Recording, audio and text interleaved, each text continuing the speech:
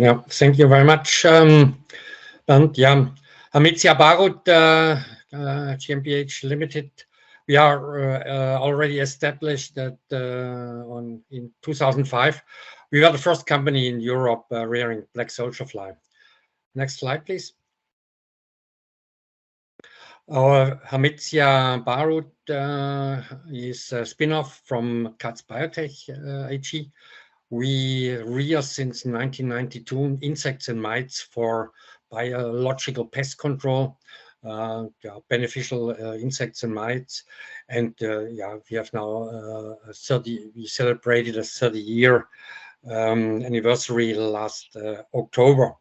From the Hermetia spin-off, we got in 2020 the Bioeconomy Innovation Prize from the country of Baden-Württemberg. Next slide, please. We have 4 locations in Baruth. As the name says, it's a small city located 60 kilometers south of Berlin. There we have greenhouses and production. The total space there is 3,500 square meters greenhouse. 1,000 square meter out of this greenhouse we use for the reproduction, the neonate rearing, and we have 1,500 square meter production where we do the mass rearing and the processing. We have insect technology center, a scientific center, as one lab at Berlin directly with 10 scientists. We have master, bachelor students, interns, and we sponsor a PhD thesis at the University of Gießen, actually. Further, we have a production site at other portion of the city of Baruth in Pablitz with 5,500 square meter greenhouse. And we have an R&D site on a farm with 2 cubes, 12 by 12 and 5 meters high. So next slide, please. So we are talking about insect biotechnology, and it's also called the yellow biotechnology, maybe of the color of the lymph of the insects, of the blood of the insects, in parentheses. This name comes from Professor Andreas Wilczynskas from Gießen. Now in the following slides, I'll want to give you some insights on the black soldier fly rearing. I thank Fabiola for the real good introduction in insects. However, I have here a slide about the facts, and it's just a repetition. The class of animals with the most species, about 1 million described. Fabiola 740,000. Some say 1.5 million. Never counted this. Probably you need a lifetime to count. Estimates are that 2 million species are out there. Maybe 5 million. My friend Arnold van Heus from Wageningen is estimating this. So maybe there are a lot of species, a lot of insects out there which might help us in insect biotechnology. So maybe we should go for a screening and look at it and find better species than what we have on the table right now. We focus on black soldier fly because we think that's actually for protein production the best one. Of course, mealworm is also quite well, and the race is not finished by now. Maybe there are out there much better species, or maybe species which are more specialized, let's say on manure, let's say on special substrates, waste management, whatever. One example, 2 of my employees, they are looking worldwide for new species, and I described more than 30 new ones. And one of these guys came back from the Amazonas, from Brazil, and brought back a larvae with 200 grams. 200 grams, so you have a whole steak in your ring. So then you might think, oh yeah, let's rear this 200 grams, that's high. However, it takes 7 years until it has arrived at 200 milligrams, at 200 grams, and then pupates, and then later the bug will hatch. So a black soldier fly, let's say 15 to 20 days with 150 to 200 milligrams is superior. Okay, total weight of all insects is, please one back, one slide back. Just the total weight of all insects 4 times the weight of all other animals, including us, including mankind, and less than 1.1% is dangerous for people. Famous entomologist found this out. His name is Bill Gates. So he made a list of the most dangerous insects, and he went into entomology. Also, he found out, of course, that the most dangerous animal is an insect. It's the Anopheles fly, which transmits the malaria disease, and there are still 800,000 casualties each year. Okay, thanks. Next slide now. So we talk with the black soldier fly about the holometabolic life cycle. As Fabiola said, we have the 4 stages: adult flies, then egg, larvae, pupae, and adult flies again. The black soldier fly is no pest insect. The adult fly does not feed in adult stage. They don't eat anything anymore, and they have a wide variety of substrates which they can degrade and convert. So we need to understand this enzymatic potential of this fly, of the larvae of this fly. Based on 88% dry matter, it's about 40% protein, 35% fat. Depends a bit on the substrate and the water content. Energy content is already directed on the feed you. Let's say if we produce pig feed, in that case, it's the pig feed, a kilojoule, more than 8,000 kilojoule per kilogram, which is quite good. And we have some good minerals in there. So it's a very good composition what we get. They're all essential amino acids, a little bit weak in methionine. However, if we start rearing, I think in some years, we will also increase the methionine.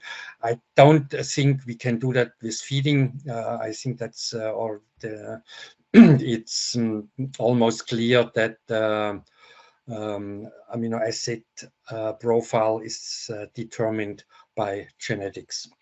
Next, please. Here is the holometabolic life cycle.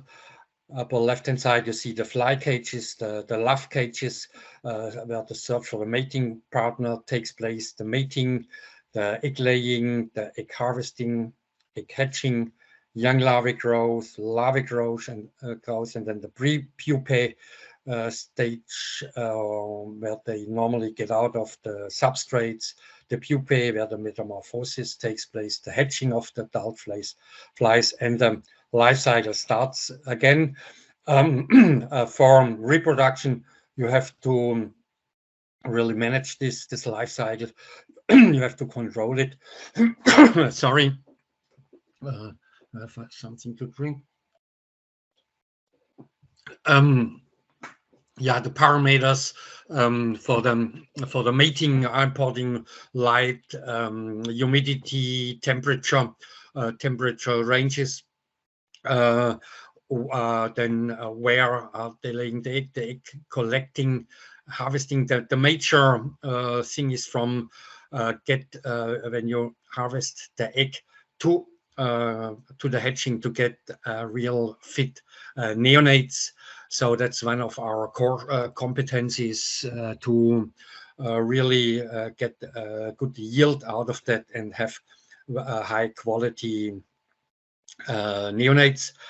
For the mass rearing, so for this cycle, we let about 10% of the larvae, L4 larvae stage, complete this cycle. 90% we go to larvae processing. We kill them. We especially do that with heat. Of course, in the industry, people talk about inactivating and devitalization. However, we cannot slaughter insects by definition. However, they are alive and then they are killed afterwards. And then we go into the feed formulation. Yeah, next slide, please. So here you see the fly cages, about 50,000 flies, and on the upper corners the cardboards where we collect the eggs. Next, please. The mating, the female on the left-hand side is a little bit bigger than the male. And the bigger females we have, the more eggs they can carry. It's about 500 eggs actually what a female lays. Next. These are the eggs collected in the cardboards where we harvest it. Next. This looks like dust or like eggs, but these are already neonates, very sensitive animals. We actually have a collaboration with Frisem, the Israel company, where we are able to put them on a suspension and we can store them for 14 days. We think that will give a boost to the industry because then we can flatten the volatility of the reproduction cycle, and also we can decouple. We have a very good quality after this 14 days, and they start to eat very fast and they get bigger than the neonates when they are reared. Normally, one big advantage as well, they are synchronized. They are very well synchronized because 2 to 3 hours harvest is brought together in one batch. Next slide, please. So after 20 days at let's say 20 to 25 degrees, they look like this. If we go to higher temperature, we can achieve that already after 12 or 15 days, also a little bit depending on the substrate. Next, please. This is my picture why insect is such a good feed for farmed animals. Sorry, I didn't put my mobile off. So this is a golf course. Kind of hard to play golf on this. The left-hand side is a tee, the right-hand side is a green. So boar went over this, and they were looking for insects, for larvae. And on the right side is my brother. He has a PhD in entomology, and he was asked what was happening there, and he found a lot of larvae in the grass, in the soil. And you know, a boar, this wild pig, has such a soft nose, and with this soft nose, it's digging in this tough grass, in this tough soil, and searching for insects. That's for me the proof that insects are such a good feed for pigs, for example. Next slide. So one topic today is the frass and the feeding substrate. First to the frass. Since summer 2021, Europe was scattered with each country had different legislation, different laws concerning the frass. In 2021, EU, the European Commission, set the baseline standards for processed insect frass. This has the advantage we have now a level playing field, common standards all over Europe. However, we have some negative parameters there. We need now heat treatment of 70 degrees C for at least 60 minutes. There are two downsides in this. First, of course, this is additional cost. You need energy, you need handling for this, an additional process step. And second, we lose some of the characteristics of the positive effects of the frass. We see if we don't treat it with heat, there is microbiology which supports the roots of plants and improves the nutrition at the roots. However, we have now a discussion line, a baseline, a starting point where we can discuss with the European Commission and try to get rid of a certain legislation or at least improve it. For this, we need, of course, scientific evidence, scientific research to convince the authorities in Brussels. In the legislation, there is also now a definition for frass. It's a mixture of excrements derived from farmed insects, the feeding substrate, parts of farmed insects, dead eggs, and with a content of dead farm insects of not more than 5% in volume and not more than 3% in weight. So another parameter. Next slide, please. The status of insect farming, we have the status that we are farmed animals, so we are in farming, we are in agriculture, so we are regulated by the animal byproducts, and according to the basic treaty of the EU, or the Annex 1 in this basic treaty, insect farming is mentioned as an agricultural activity, and we are included there.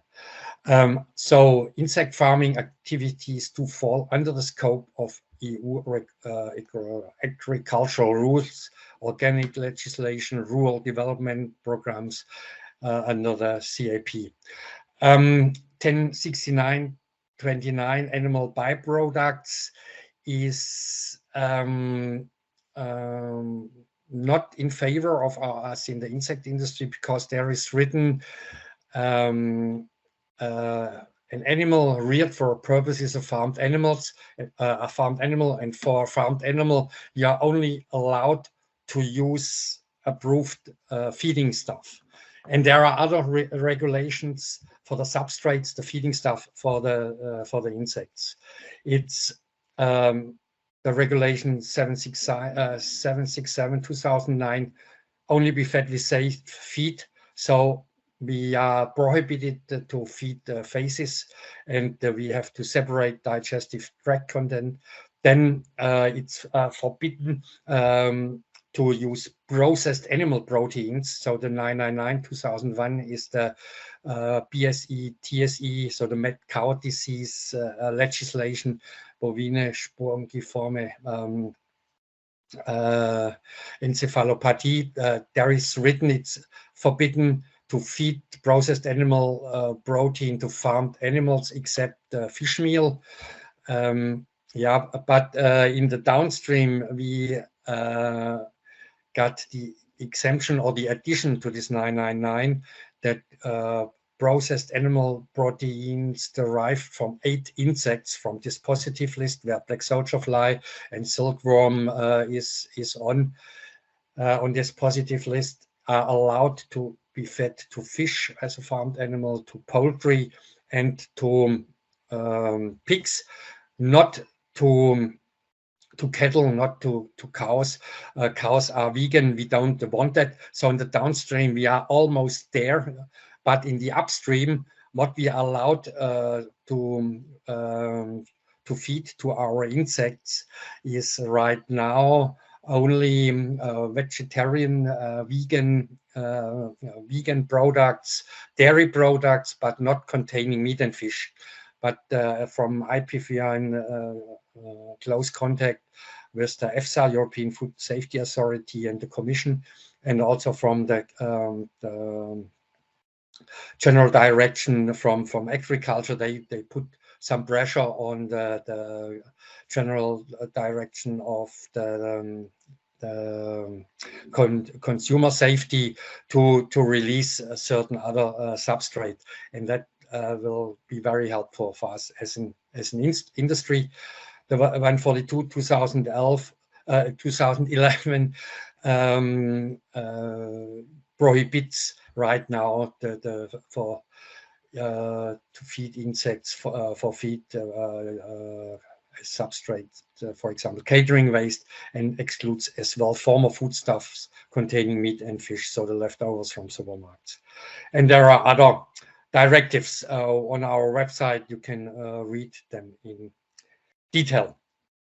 Okay, all this legal stuff is very dry stuff, very complicated. However, we have to get through to that to improve.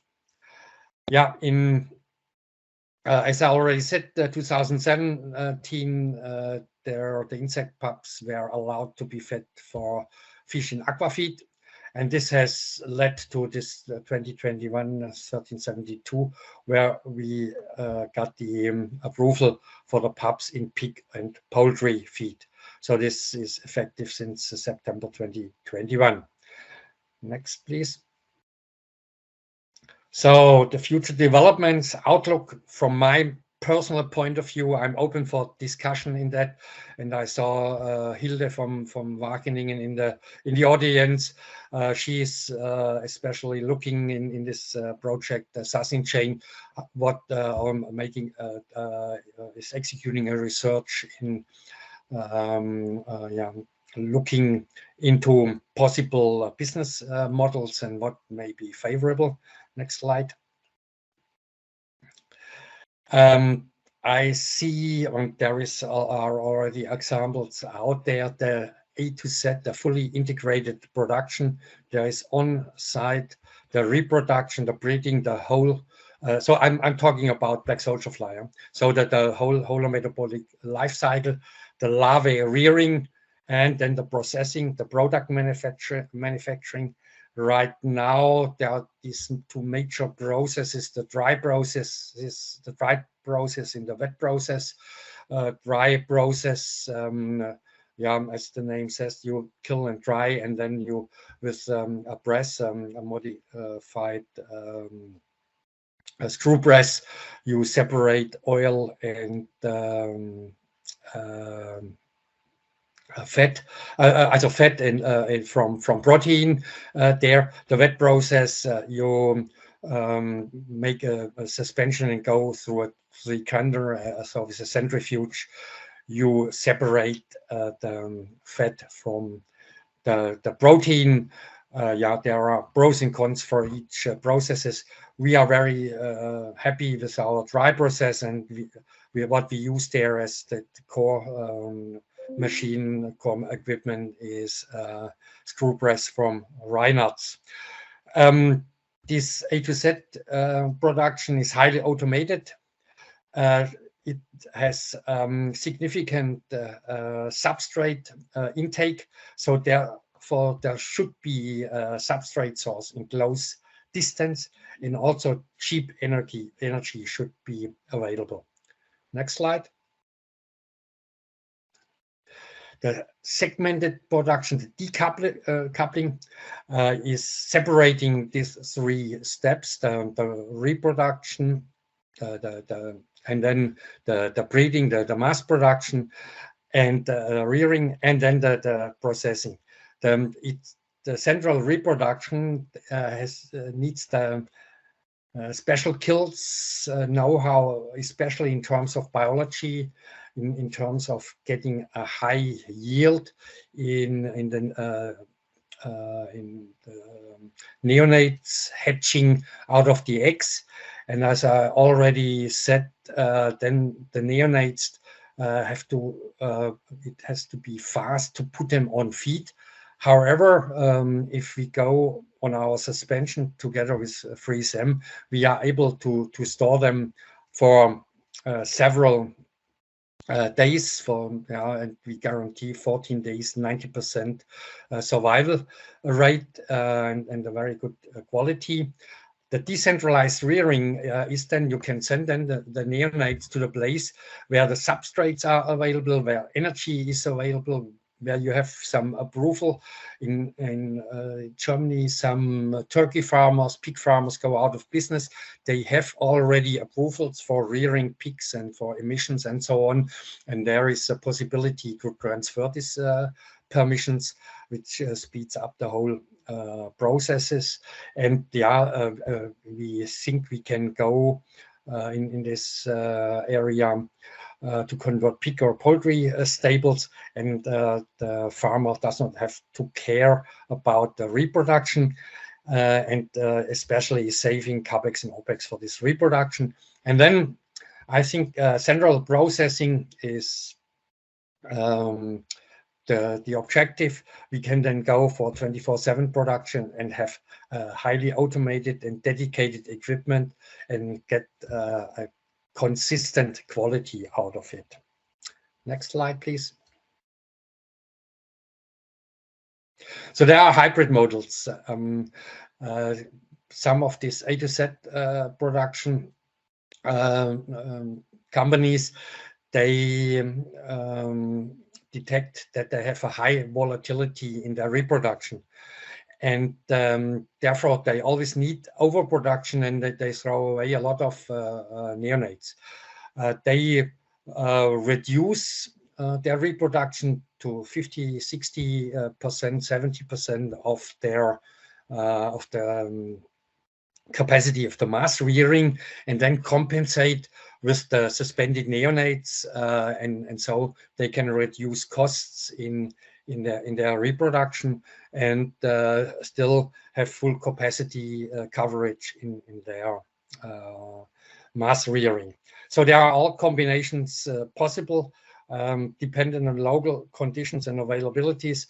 And I'm really curious what comes out of the Sasin chain project of the work package 1, the questionnaires and the workshops Hilde is running. Okay, what we need is the optimization of capex and opex to get the competitive prices for the products. So we are still a young industry. The best approach will survive. Maybe there are some parallel approaches depending on the local on the local situation. And yeah, we are looking forward to thrive. Next slide. So today already insect farming is a European business reality, but I ask you all to come to the industry, to put your emphasis on it and work motivated that we reach our goals, and help to make the world a little bit better. Insects only won't save the world, but we can contribute, and let's do the best for it. Thanks a lot.